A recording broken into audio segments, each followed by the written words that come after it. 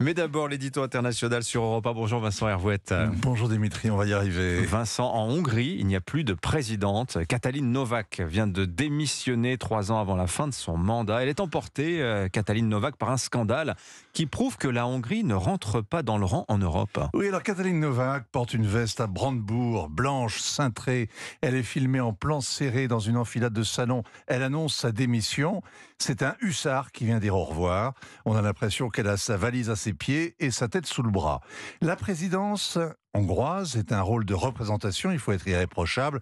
On ne pardonne pas une tache de ketchup sur la robe d'un mannequin. Katalin Novák est rentrée précipitamment d'un championnat de water-polo au Qatar.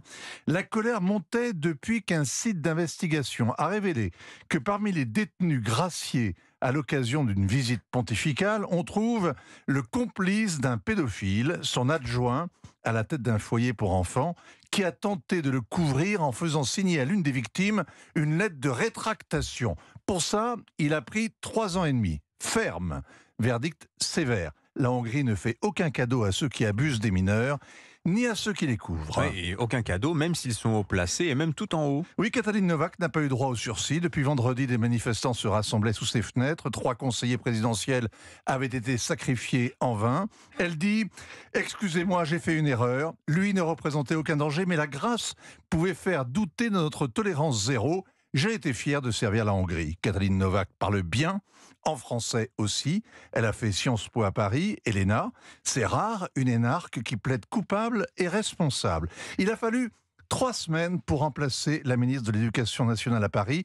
Il a fallu moins d'1 semaine aux Hongrois pour se débarrasser de leur présidente, qui était pourtant la femme la plus connue, la plus populaire et la plus influente du pays. Alors cette décision, c'est Viktor Orban qui l'a prise et il a fait de la lutte, Viktor Orban, contre la pédocriminalité, un de ses chevaux de bataille. Il vire aussi l'ancienne ministre de la Justice dont les services avaient préparé la liste des personnes à gracier. Ce n'est pas un second couteau. Judith Varga était tête de liste du parti pour les élections européennes du mois de juin. Ce week-end, elle a annoncé son retrait de la vie politique. Ça fait 2 de chute.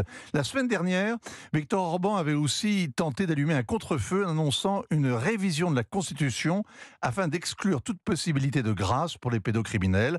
Ça n'a pas suffi à sauver 2 des rares femmes de son équipe. La protection des enfants est au cœur de sa politique familiale. C'est en son nom qu'il y a 2 ans, il a fait adopter une loi interdisant toute évocation en public de l'homosexualité devant les mineurs.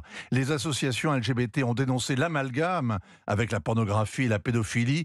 Il a ainsi aggravé son cas, sa réputation à Bruxelles où il est détesté. Et il y a un nouveau casus belli avec la Commission européenne, c'est la loi sur la défense de la souveraineté nationale. Oui, il s'agit d'imposer la transparence à ceux qui militent sur les questions de société en dévoilant s'ils touchent de l'argent de l'étranger. Viktor Orban prétend qu'il est normal, sain et pour tout dire démocratique que les citoyens hongrois sachent si des gouvernements, des institutions, des groupes de pression étrangers payent pour influencer leur choix.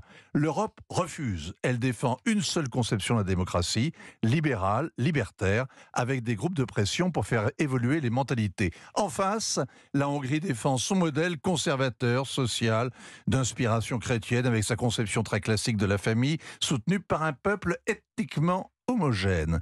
Les Hongrois ont été si souvent envahis qu'ils se méfient des influences extérieures. À voir la façon dont ils viennent de se mobiliser, à regarder Katalin Kovács, sanglée dans son uniforme sans tache, en train de se faire harakiri devant la caméra, on se dit qu'ils n'ont pas forcément besoin d'être rééduqués. Signature Europe 1, Vincent Hervouette. Merci beaucoup Vincent.